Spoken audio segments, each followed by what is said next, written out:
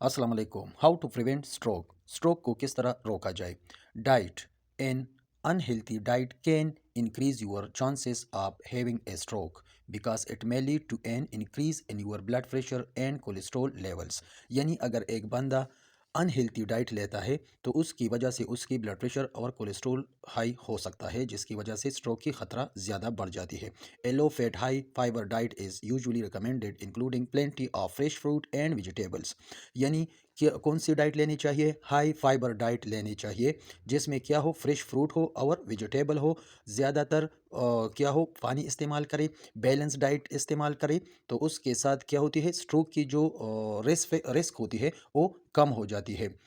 Do not eat too much of any single food, particularly foods high in salt and processed foods। यानी कौन सी ग़िज़ाएँ इस्तेमाल नहीं करना चाहिए? एक तो ज़्यादा टाइम के लिए एक खुराक इस्तेमाल नहीं करना चाहिए।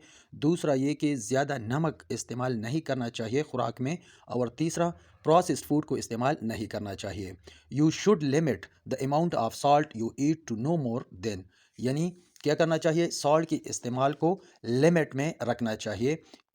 6 ग्राम से ज़्यादा नहीं खाना चाहिए। यानी 0.2 ओज a day is too much salt will increase your blood pressure. Regular exercise can also help lower your cholesterol and keep your blood pressure healthy. यानी अगर आप रेगुलर एक्सरसाइज करते हैं तो इसके साथ आपकी कोलेस्ट्रॉल की लेवल क्या होती है, कंट्रोल में होती है, और साथ में ब्लड प्रेशर भी कंट्रोल होगी। For most people at least 150 minutes यानी 2 hours and 30 minutes exercises such as cycling और fast walking every week is recommended.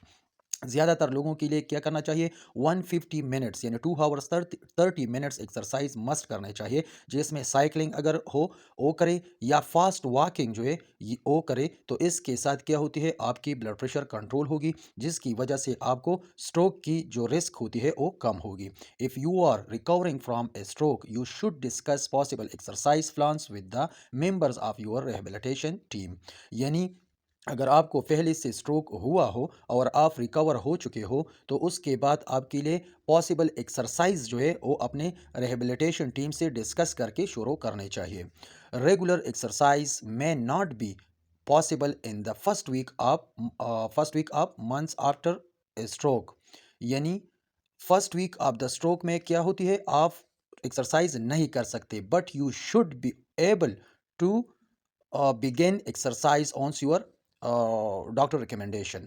Smoking significantly increases your risk of having a stroke। यानी स्मोकिंग के साथ क्या होती है, रिस्क इंक्रीज होती है। यानी स्मोकर्स ज़्यादा रिस्की होते हैं compare to unsmoker. This is because it narrows your arteries and makes your blood more likely to clot. यानी स्मोकिंग से क्या होती है, आपकी जो ब्लड आर्टरीज होती हैं वो नैरो हो जाती है, तंग हो जाती है, जिसकी वजह से ब्लड क्लॉट फॉर्मेशंस या ब्लॉक करने की रिस्क ज़्यादा होती है। You can reduce your risk of having a stroke bye stopping smoking. यानी अगर आप स्मोकर है और आप स्मोकिंग को स्टॉप करते हैं तो उसके साथ जो स्ट्रोक की रिस्क होती है वो डिक्रीज हो जाती है। Not smoking will also improve your general health. यानी अगर आप सिगरेट नोशी छोड़ दें तो जनरल हेल्थ भी इम्प्रूव हो जाती है। Excessive alcohol consumption can lead to high blood pressure and trigger irregular heartbeat arterial fibrillation, both of which can increase your risk of having a stroke।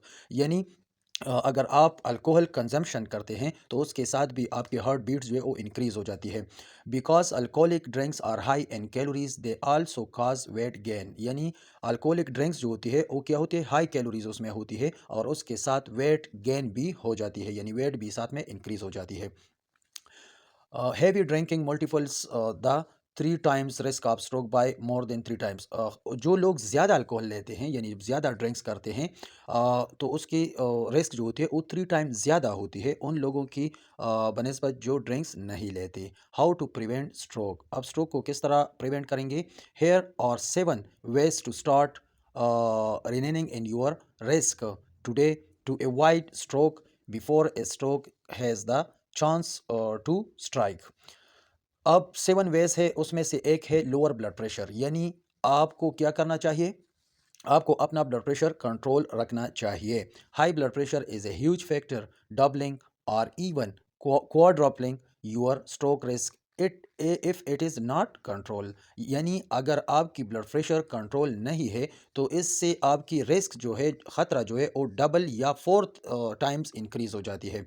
High blood pressure is the biggest contributor to the risk of stroke in both men and women. High blood pressure क्या है? ये biggest contributor है किस चीज़ के लिए? यानी stroke के लिए रिस्क फैक्टर में। और ये मेल और फीमेल दोनों में होती है, यानी ब्लड प्रेशर जो है ये मेल और फीमेल में बहुत ज़्यादा रिस्की फैक्टर है किस चीज़ के लिए? स्ट्रोक के लिए। Monitoring blood pressure and if it is elevated treating it, यानी अपने ब्लड प्रेशर को क्या करना चाहिए? मॉनिटर करनी चाहिए, उसको चेक करना चाहिए, और अगर उसमें चेंजेस आती है तो उसको ट्रीट करना चाहिए। Your goal and ideal goal is maintaining a blood pressure of less than 120/80. For some, a less aggressive goal such as no higher than 140/90 may be more appropriate. यानी आपकी गोल क्या है? आपकी गोल यही होगा कि आपकी ब्लड प्रेशर नॉर्मल रेंज यानी 120/80 में हो। How to achieve it? Reduce the salt in your diet to no more than 1500 milligram a day, about a half teaspoon. यानी इस गोल को हम किस तरह अचीव करेंगे कि आप अपने नमक यानी साल्ट को कम से कम इस्तेमाल करें। Avoid high cholesterol foods such as burgers, cheese and ice creams, यानी हाई कोलेस्ट्रॉल फूड्स को आपने अवॉइड करनी है। फॉर एग्जांपल बर्गर्स, चीज़ या आइसक्रीम, ये क्या है? ये वो फूड है जिसमें हाई कोलेस्ट्रॉल मौजूद होती है। तो ऐसे खुराक खाने से आपकी बीपी जो है, ब्लड प्रेशर जो है वो इंक्रीज़ होती है। तो अपने बीपी या ब्लड प्रेशर को कंट्रोल रखने के लिए ये खुराक अवॉइड करना चाहिए। ईट 4 to 5 cups of fruits and vegetables every day. यानी आपको क्या लेना चाहिए? आपको फ्रूट्स और वेजिटेबल्स जो है वो लेने चाहिए compare to fatty food. Get more exercise at least 30 minutes of activity a day and more a possible, यानी आपको डेली 30 मिनट्स तक एक्टिविटी करनी चाहिए। अगर टाइम हो और पॉसिबल हो तो इससे ज़्यादा भी आप कर सकते हैं, और ज़्यादा भी बेहतर है ऐसे एक्सरसाइज करना ब्लड प्रेशर को कंट्रोल करने के लिए। Quite smoking if you smoke, अगर आप सिगरेट नोशी करते हैं तो इस सिगरेट नोशी को छोड़ देना चाहिए, तो आपकी रिस्क कम हो सकते हैं स्ट्रोक के लिए। If needed take blood pressure medicine, अगर ब्लड प्रेशर की मेडिसिन की ज़रूरत हो तो वो भी लेनी चाहिए। अब नंबर 2 कौन सा फैक्टर है? Loss weight. यानी एक में हमने एक्सप्लेन किया कि बीपी को कंट्रोल करना चाहिए, अब है लॉस वेट यानी obesity as well as the complications linked to it including high blood pressure and diabetes raises your odds of having a stroke. यानी ओबेसिटी क्या है? ओबेसिटी के साथ साथ आपकी ब्लड प्रेशर भी हाई हो जाती है और शुगर भी हो जाती है, तो ये भी रिस्क फैक्टर्स है स्ट्रोक के लिए। If you are overweight, losing a little as 10 pounds can have a real impact on your stroke risk. यानी अगर आप ओबेस है और आप 10 पाउंड्स वेट भी कम करें तो इसके साथ भी रिस्क कम होती है।